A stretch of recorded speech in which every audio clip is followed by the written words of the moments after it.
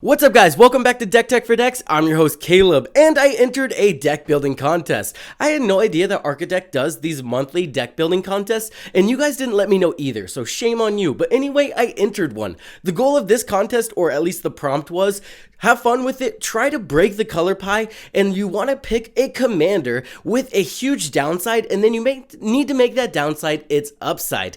They gave this guy as an example. You want to go ahead and get value off of this guy's downsides. Okay, pretty cool idea, and I'm for it. Anything that stretches the brewing mind and allows me to kind of explore new and interesting brews, I'm down for. So I think I am going to do this contest monthly, and I want you guys to do it along with me as well. And leave in the comments down below what you guys would build or what you guys did build. You can join the Discord and share your builds there. Now, let's get into what I built right after we check out that whatnot link in the description down below if you guys want a free $15.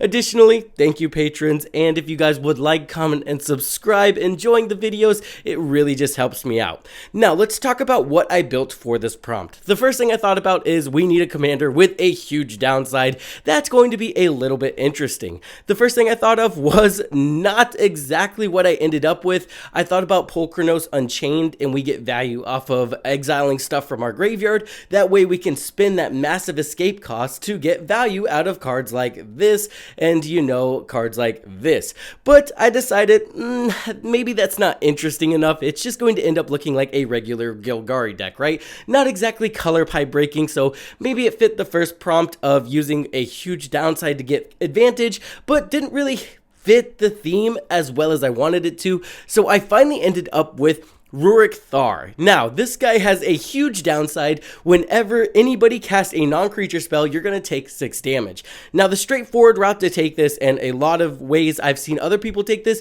is just straight up creatures, but that's not the prompt here. The prompt here is we need to turn his downside into a huge upside. So we're going to equip this guy with Lifelink, and we're going to make a Gruul life gain deck. That way we're breaking the color pie, making Gruul life gain, and then additionally, we're turning his huge downside into an upside. We've gotten a lot of green life gain cards that care about us gaining life from the Strixhaven set, so I went ahead and slapped those in, and we made a pretty interesting deck. So if that sounds like a deck tech you guys want to get into today, let's get into it. The first thing we need to do to ensure this strategy works is give our commander lifelink, or we're quite literally just going to die. Luxodon Warhammer, Shadow Spear, Basilisk Collar, all very good options. Power Armor is also pretty good here because our commander actually doesn't tap because it has Vigilance. So now our commander stays untapped and we can give him one of those lifelink counters, trample counters, menace counters. He honestly just gets stronger the longer this thing sticks on the battlefield, plus he does get that +3 also, so now he's just a 9/9. Batterskull's pretty simple here as well. He gets +4/+4 and lifelink and vigilance. We don't care about vigilance, he already has that, but the lifelink is what we want here, not to mention now he has 10 power, which can be pretty insane in its own right. Resurrection Orb, pretty good here. Not only does this pseudo kind of protect our commander, and he will be a lightning rod. People do not want this guy to stick on the battlefield, so protecting him is really good. Additionally, it does give us that lifelink that we're looking for. Witch's Clinic isn't great, but it's free, right? It's just on a land, and for 2 mana, we can give our commander lifelink, which is exactly what we want to do here. Let's talk about some of the payoffs here. We have Blossoming Bogbeast. This will just flat win us the game, right? We're casting these non-creature spells. Every time we do that, we're taking 6 damage and gaining 6 life. So now whenever we go to combat, as long as we've only cast 1 non-creature spell, our entire board is going to get +8/+8. That can very easily end the game. Same with Ezerut Channeler. This guy reduces the cost of all of our creatures equal to the amount of life we've gained this turn, and we are very consistently gaining upwards to 6 life. Accomplished Alchemist, same thing. We add an amount of mana to our mana pool equal to the amount of life we've gained this turn. Gormon's Talent is really good here because this is going to trigger once on each turn. This means we can actually trigger it on our opponent's turn. We're really caring about the level 2 and 3 of this talent, so I'm just going to get into it. Whenever you gain life for the first time each turn, you get to create a 3/3 green raccoon creature token, right?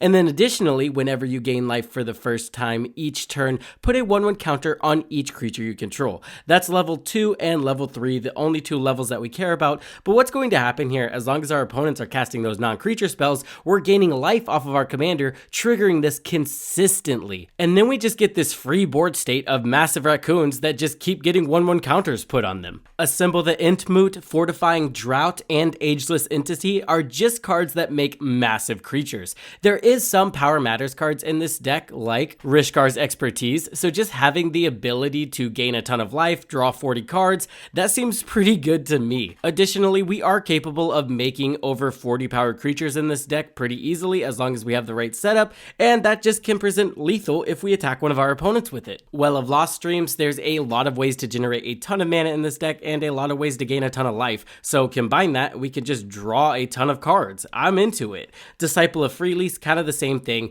We sacrifice one of those massive creatures, draw a ton of cards, and gain a ton of life. Elkemrit's Archive, not only is this going to give us double the card advantage, it's also going to give us double the life gain. Aetherflux Reservoir is going to be one of our solid win cons in this deck. This is one of the only times we're actually killing someone with Aetherflux's Reservoir without using the Storm strategy.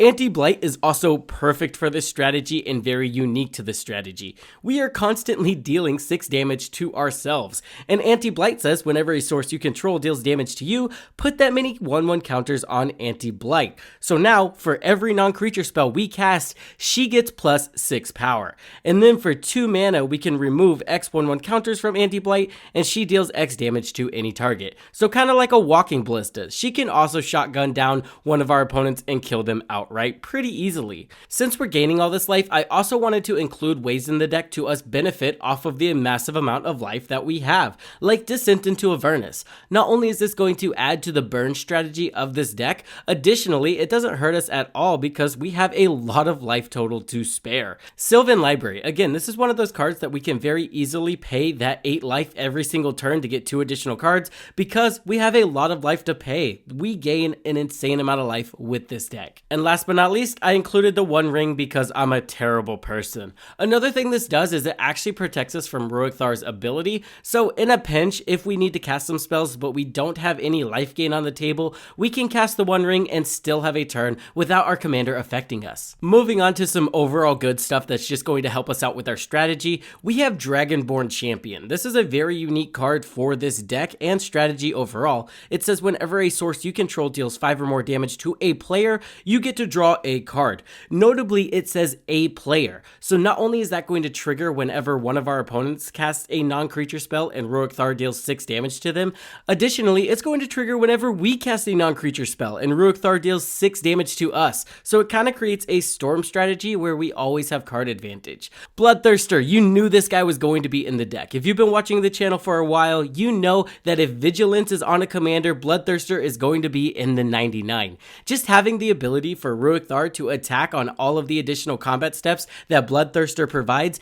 is going to be absolutely insane and can result in us winning the game. Leyline Immersion, another card I really like to include whenever our commander has Vigilance, because now we can tap our commander for 5 mana and use that to cast more spells. Snake Umbra and Keen Sense are unique to Ruric Tharr as well. They're going to trigger actually whenever he deals damage, not combat damage. So every time our opponent casts a non-creature spell, we get to draw a card. I also wanted to expand on the burn strategy a little bit, so Gleeful Arsonist and Razorkin Needlehead are going to get added to the deck, as well as Soulflame. That way we can just double up on all of our damage that Ruric Tharr and our burn effects are doing. Notably, you can use Razorkin Needlehead and Gleeful Arsonist with Keen Sense and Snake Umbra as well for insane card advantage. Fear of Burning Alive is also really useful here. It allows us to turn all of our non-combat damage into essentially lightning bolts. So now every time Ruric Tharr triggers and deals 6 damage to our opponents, we get to point that 6 damage at one of their creatures as well. I'm also on Akroma's Memorial. It's a little expensive, but half of this deck is get to 6 mana as fast as possible, so we can really utilize it here.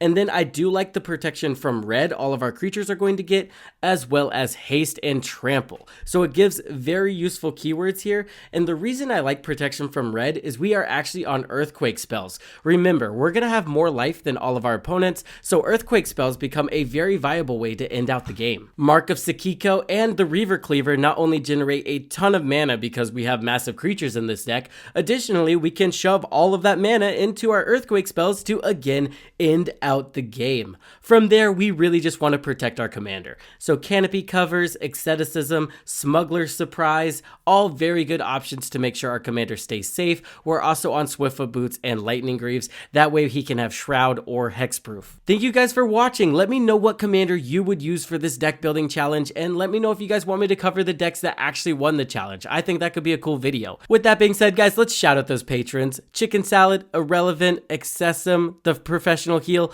You guys are amazing. I hope this helped everybody in their deck building endeavors, and I will see you in the next one.